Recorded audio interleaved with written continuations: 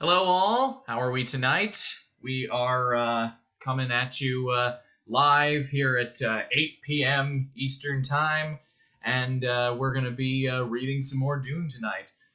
It's certainly darker in here than it has been with previous readings, but that's the problem with going back to the old time, I guess. Um, anyway, I don't think I have too much to go over before we get started here. I think we should just hop into it because this is one I'm excited about. It's just a one chapter night tonight because otherwise, if I were to read two, it would go probably too long over my arbitrary time limit. So so we're gonna be doing one tonight, but it's a fun one because there are so many characters that I just really enjoy doing in this one. The Baron Harkonnen, for example, is one that I'm really excited to just let loose, All right. So, when last we left off, Dr. Yui, who, as we know, is the traitor to House Atreides, made his move and, he tranquilized Duke Leto to bring him to the Baron. And he also tranquilized Jessica and Paul, and Jessica and Paul were taken away by Harkonnen soldiers who were bested by Paul and Jessica's training in the Bene Gesserit way. So, and then it showed that Dr. Yui had placed certain supplies for them onto the Thopter that they were taking them away in, such as the ducal signet ring and still suits for them to make sure that they survive in the desert wherever they go. So let's go ahead and we'll keep going here.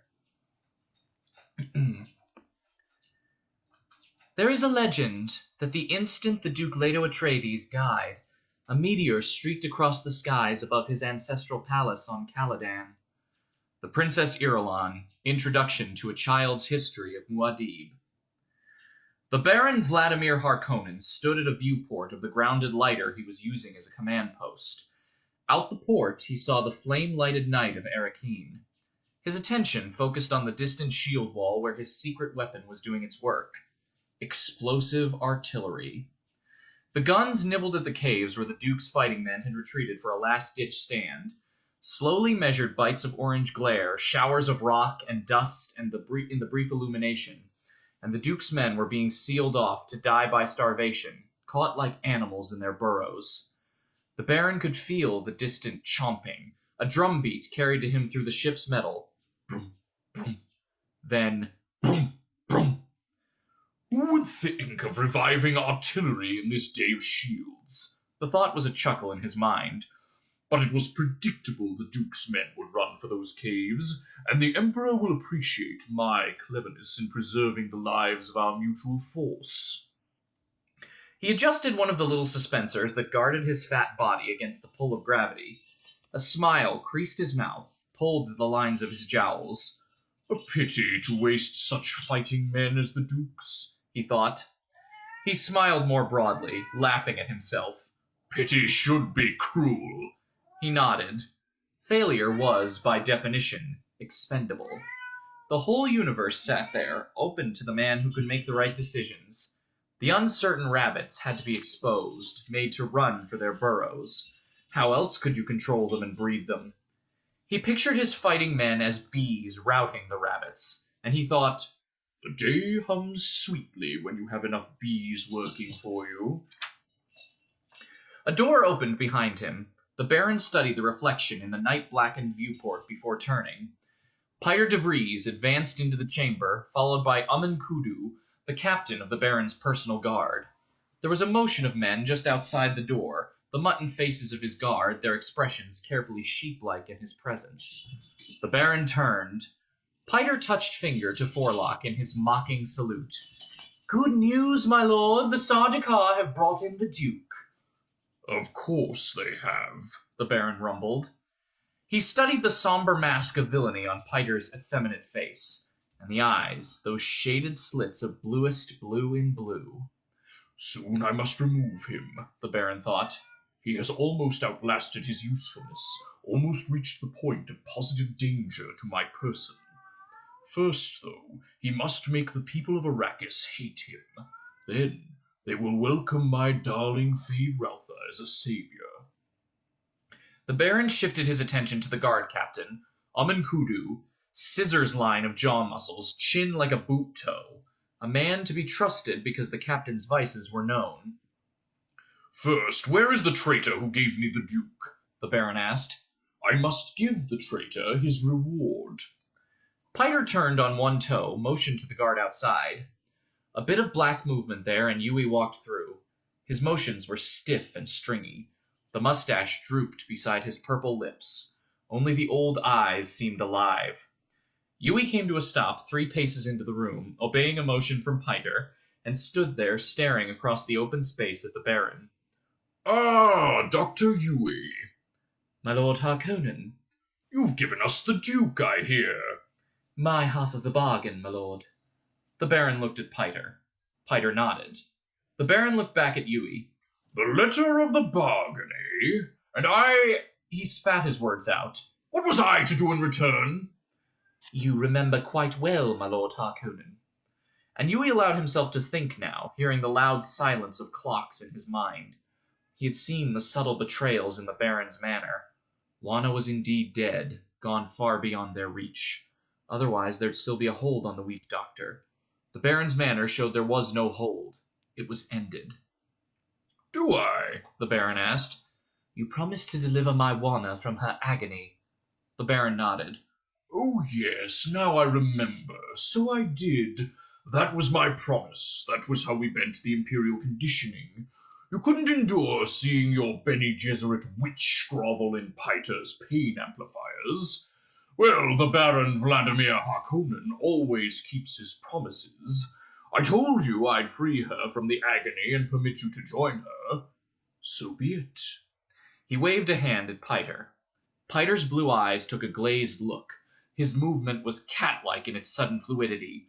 The knife in his hand glistened like a claw as it flashed into Yui's back.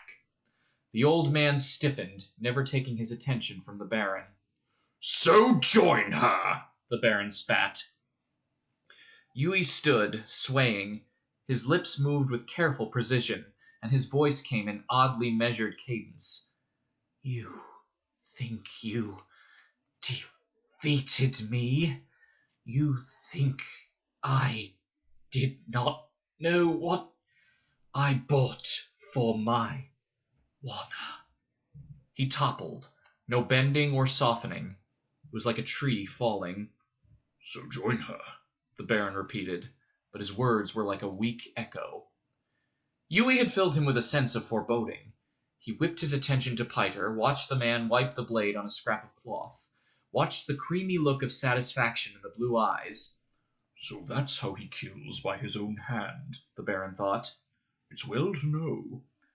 He did give us the Duke, the Baron asked. Of a certainty, my lord, Piter said. Then get him in here. Piter glanced at the guard captain, who whirled to obey. The Baron looked down at Yui.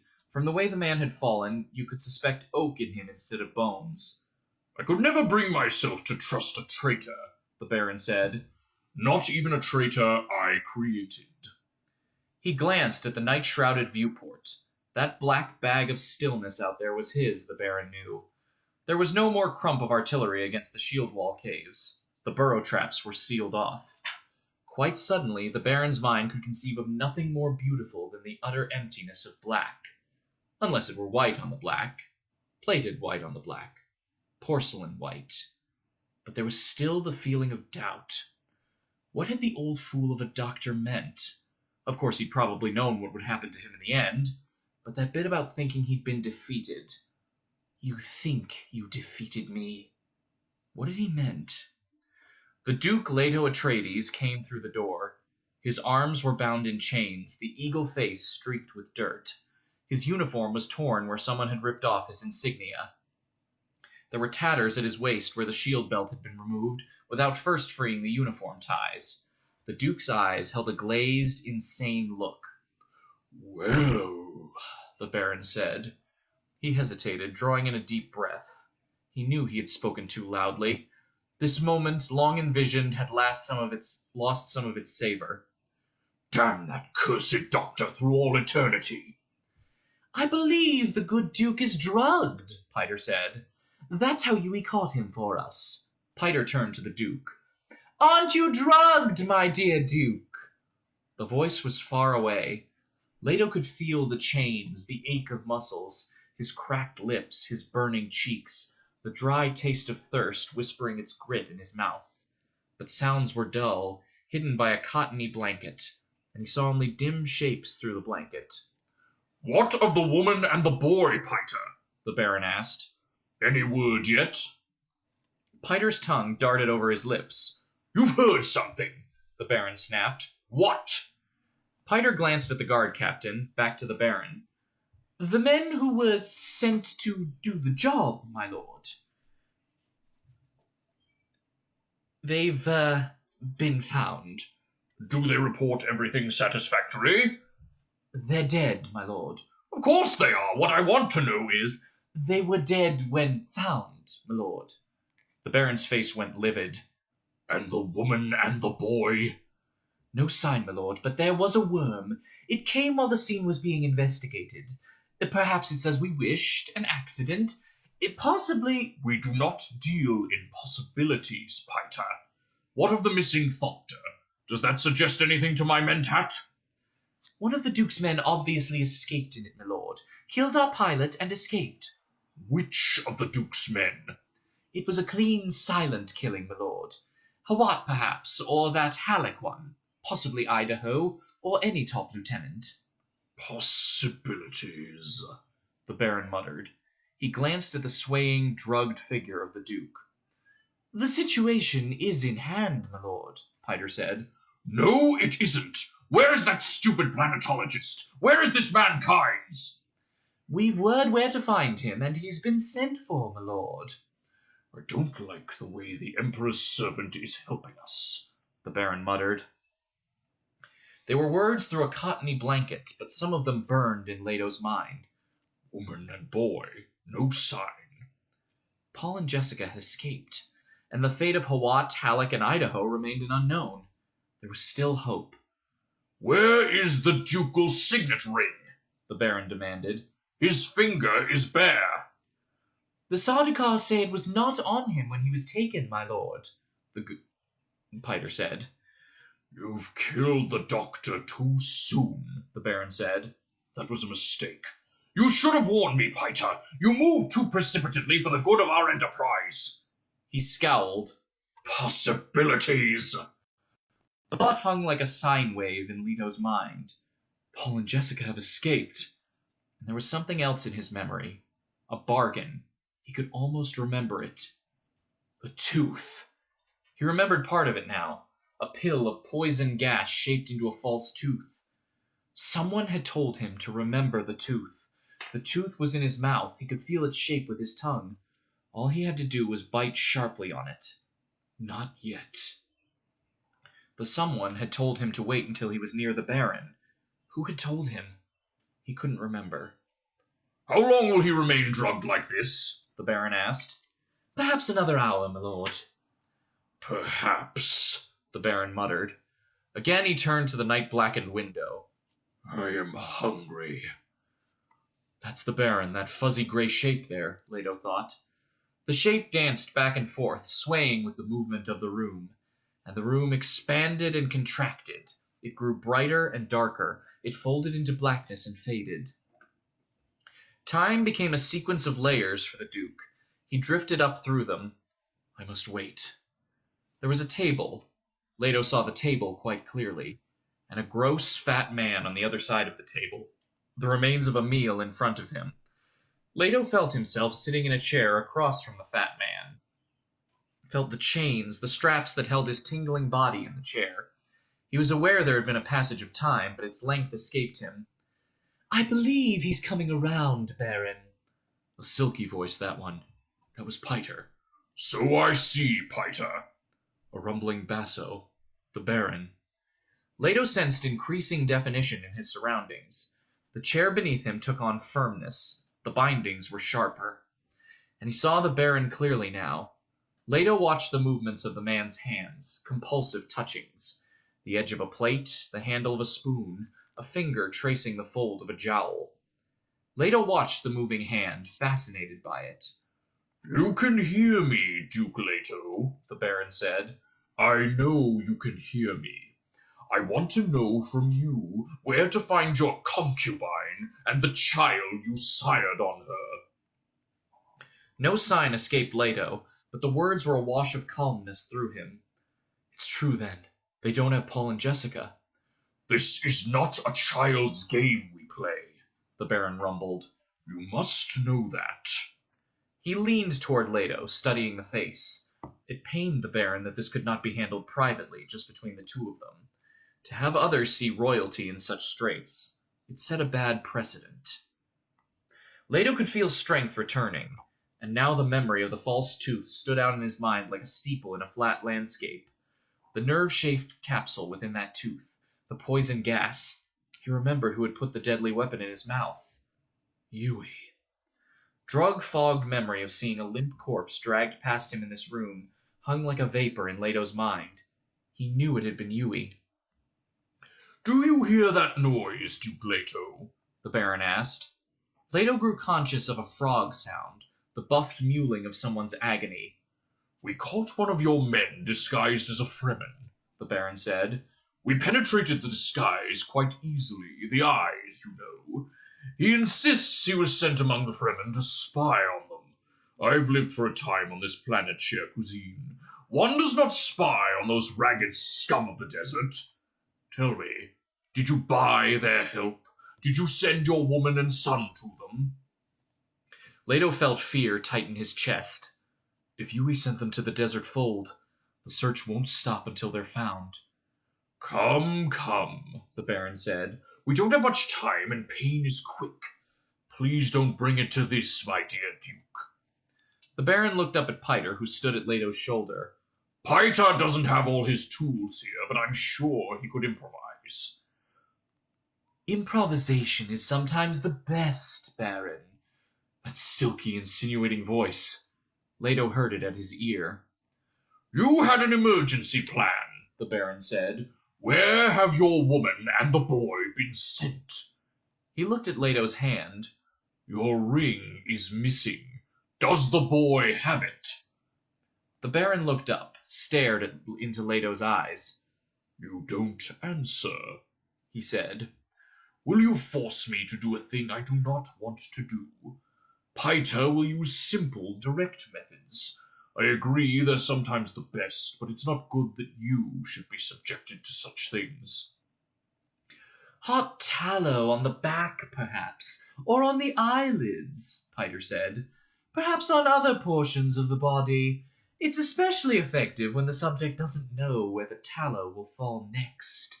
It's a good method, and there's a sort of beauty in the pattern of pus-white blisters on naked skin. Eh, Baron? "Exquisite," the Baron said, and his voice sounded sour. Those touching fingers. Leto watched the fat hands, the glittering jewels on baby fat hands, their compulsive wandering. The sounds of agony coming through the door behind him gnawed at the Duke's nerves. Who is it they caught? He wondered. Could it have been Idaho? "Believe me, chère cousine," the Baron said. "I do not want it to come to this." You think of nerve couriers racing to summon help that cannot come, Piter said. There's an artistry in this, you know. "You're a superb artist," the Baron growled. "Now have the decency to be silent." Leto suddenly recalled a thing Gurney Halleck had said once, seeing a picture of the Baron. And I stood upon the sand of the sea and saw a beast rise up out of the sea, and upon his head's the name of blasphemy. We waste time, Baron, Piter said. Perhaps. The Baron nodded. You know, my dear Leto, you'll tell us in the end where they are. There's a level of pain that'll buy you. He's most likely correct, Leto thought. Were it not for the tooth and the fact that I truly don't know where they are. The Baron picked up a sliver of meat, pressed the morsel into his mouth, chewed slowly, swallowed. We must try a new tack, he thought.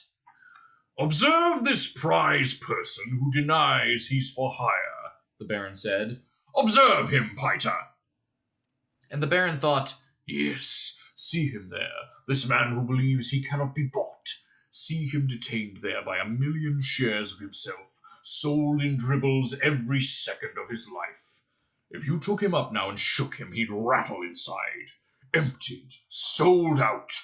What difference how he dies now?" The frog sounds in the background stopped.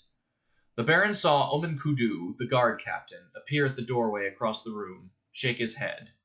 The captive hadn't produced the needed information. Another failure. Time to quit stalling with this fool Duke, this stupid, soft fool who didn't realize how much hell there was so near him, only a nerve's thickness away. This thought calmed the Baron, overcoming his reluctance to have a royal person subject to pain. He saw himself suddenly as a surgeon, exercising endless supple scissor dissections, cutting away the masks from fools, exposing the hell beneath. Rabbits, all of them. And how they cowered when they saw the carnivore. Leto stared across the table, wondering why he waited. The tooth would end it all quickly. Still, it had been good much of this life. He found himself remembering an antenna kite, up-dangling in the shell-blue sky of Caladan, and Paul laughing with joy at the sight of it. And he remembered sunrise here on Arrakis, colored strata of the shield wall mellowed by dust haze. "Too bad," the Baron muttered. He pushed himself back from the table, stood up lightly in his suspensors, and hesitated, seeing a change come over the Duke. He saw the man draw in a deep breath, the jawline stiffen, the ripple of a muscle there as the Duke clamped his mouth shut. "How he fears me," the Baron thought. Shocked by fear that the Baron might escape him, Leto bit sharply on the capsule tooth, felt it break. He opened his mouth, expelling the biting vapor he could taste as it formed on his tongue. The Baron grew smaller, a figure seen in a tightening tunnel. Leto heard a gasp behind his ear, the silky-voiced one. Piter. It got him too. "Piter, what's wrong?" The rumbling voice was far away. Leto sensed memories rolling in his mind, the old toothless mutterings of hags, the room, the table, the Baron, a pair of terrified eyes, blue within blue the eyes, all compressed around him in ruined symmetry. There was a man with a boot-toe chin, a toy man, falling. The toy man had a broken nose slanted to the left, an off-beat metronome caught forever at the start of an upward stroke. Leto heard the crash of crockery, so distant, a roaring in his ear. His mind was a bin without end, catching everything, everything that had ever been, every shout, every whisper, every silence. One thought remained to him. Leto saw it in formless light on rays of black. The day the flesh shapes, and the flesh the day shapes. The thought struck him with a sense of fullness he knew he could never explain. Silence. The Baron stood with his back against his private door, his own bolt-hole behind the table. He had slammed it on a room full of dead men. His senses took in guards swarming around him. "Did I breathe it?" he asked himself. "Whatever it was in there, did it get me too?" Sounds returned to him, and reason. He heard someone shouting orders. Gas masks. Keep a door closed. Get blowers going. "The others fell quickly," he thought. "I'm still standing. I'm still breathing. Merciless hell, that was close." He could analyze it now. His shield had been activated, set low but still enough to slow molecular interchange across the field barrier, and he had been pushing himself away from the table. That and Piter's shocked gasp when he had brought the guard captain darting forward into his own doom. Chance and the warning in a dying man's gasp. These had saved him. The Baron felt no gratitude to Piter. The fool had gotten himself killed. And that stupid guard captain. He'd said he'd scoped everyone before bringing them into the Baron's presence. How had it been possible for the Duke? No warning. Not even from the poison snooper over the table. Until it was too late. How? "Well, no matter now," the Baron thought, his mind firming. "The next guard captain will begin by finding answers to these questions." He grew more aware of activity down the hall, around the corner at the other door to that room of death. The Baron pushed himself away from his own door, studied the lackeys around him. They stood there staring, silent, waiting for the Baron's reaction. Would the Baron be angry? And the Baron realized only a few seconds had passed since his flight from that terrible room. Some of the guards had weapons leveled at the door. Some were directing their ferocity toward the empty hall that stretched away toward the noises around the corner to their right. A man came striding around that corner, gas mask dangling by its straps at his neck, his eyes intent on the overhead poison snoopers that lined this corridor. He was yellow-haired, flat of face, with green eyes. Crisp lines radiated from his thick-lipped mouth. He looked like some water creature misplaced among those who walked the land. The Baron stared at the approaching man, recalling the name Nefud, Eakin Nefud, guard corporal. Nefud was addicted to Samuta, the drug-music combination that played itself in the deepest consciousness. A useful item of information, that. The man stepped in front of the Baron, saluted. "Corridor's clear, my lord. I was outside watching and saw that it must be poison gas. Ventilators in your room were pulling air in from these corridors." He glanced up at the snooper over the Baron's head. "None of the stuff escaped. We have the room cleaned out now. What are your orders?" The Baron recognized the man's voice, the one who'd been shouting orders. "Efficient, this corporal," he thought. "They're all dead in there?" the Baron asked. "Yes, my lord." "Well, we must adjust," the Baron thought. "First, let me congratulate you, Nefud. You're the new captain of my guard, and I hope you'll take to heart the lesson to be learned from the fate of your predecessor." The Baron watched the awareness grow in his newly promoted guardsman. Nefud knew he'd never again be without his Samuta. Nefud nodded. "My lord knows I'll devote myself entirely to his safety." "Yes, well, to business. I suspect the Duke had something in his mouth. You will find out what that something was, how it was used, who helped him put it there. You will take every precaution." He broke off, his chain of thought shattered by a disturbance in the corridor behind him. Guards at the door to the lift from the lower levels of the frigate trying to hold back a tall Colonel Bashar who had just emerged from the lift. The Baron couldn't place the Colonel Bashar's face, thin with mouth like a slash in leather, twin ink spots for eyes. "Get your hands off me, you pack of carrion eaters!" the man roared, and he dashed the guards aside. "Ah, one of the Sardaukar," the Baron thought. The Colonel Bashar came striding toward the Baron, whose eyes went to slits of apprehension. The Sardaukar officers filled him with unease. They all seemed to look like relatives of the Duke, the late Duke, and their manners with the Baron. The Colonel Bashar planted himself half a pace in front of the Baron, hands on hips. The guard hovered behind him in twitching uncertainty. The Baron noted the absence of salute, the disdain in the Sardaukar's manner, and his unease grew. There was only the one legion of them locally, 10 brigades reinforcing the Harkonnen legions, but the Baron did not fool himself. That one legion was perfectly capable of turning on the Harkonnens and overcoming them. "Tell your men they are not to prevent me from seeing you, Baron," the Sardaukar growled. "My men brought you the Atreides Duke before I could discuss his fate with you. We will discuss it now." "I must not lose face before my men," the Baron thought. "So?" It was a coldly controlled word, and the Baron felt proud of it. "My Emperor has charged me to make certain his royal cousin dies cleanly without agony," the Colonel Bashar said. "Such were the imperial orders to me," the Baron said. "Did you think I'd disobey?" "I'm to report to my Emperor what I see with my own eyes," the Sardaukar said. "The Duke's already dead," the Baron snapped, and he waved a hand to dismiss the fellow. The Colonel Bashar remained planted, facing the Baron. Not by flicker of eye or muscle did he acknowledge that he had been dismissed. "How?" he growled. "Really," the Baron thought. "this is too much." "By his own hand, if you must know," the Baron said. "He took poison." "I will see the body now," the Colonel Bashar said. The Baron raised his gaze to the ceiling in feigned exasperation while his thoughts raced. "Damnation!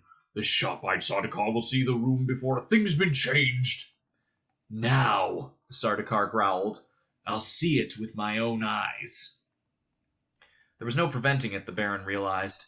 The Sardaukar would see all.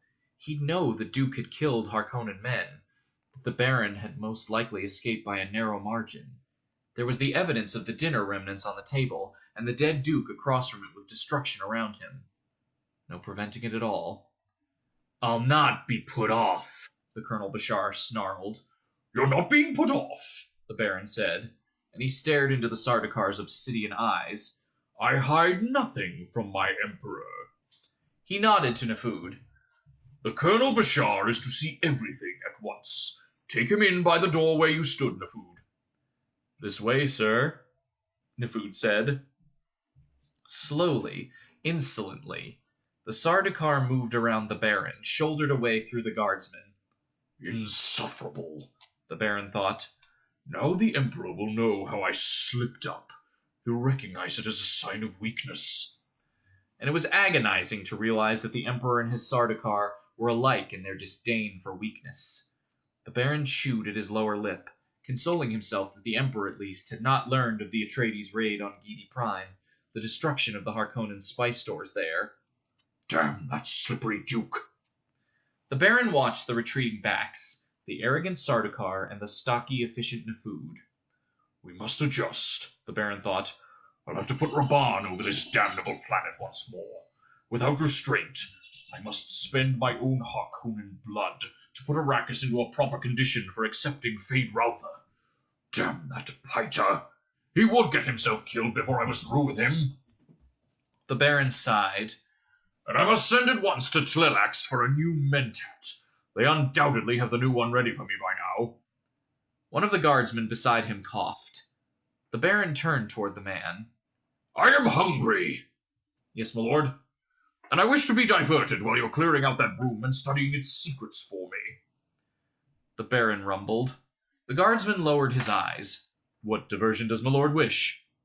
"I'll be in my sleeping chambers," the Baron said.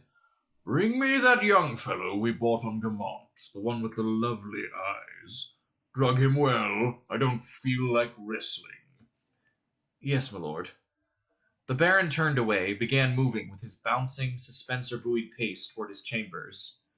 "Yes," he thought, "the one with the lovely eyes. The one who looks so much like the young Paul Atreides." And there we have it. That's our reading for this evening. Like I said, I love doing the Baron. He's just such a fun character to get into the headspace of. It's very interesting. So tomorrow may be a one-chapter night again. I'm not sure yet. We'll see, though. We are coming up on the ending of the first part of the book, though. The book is divided into 3 separate parts, and we're nearing the end of the first part. I think there's just 1 chapter to go there. And then we might be able to start with the second one. So I hope everybody's enjoying this, and we'll see what happens in future installments. Alrighty. We'll see you tomorrow, everyone. Have a good night. Stay safe.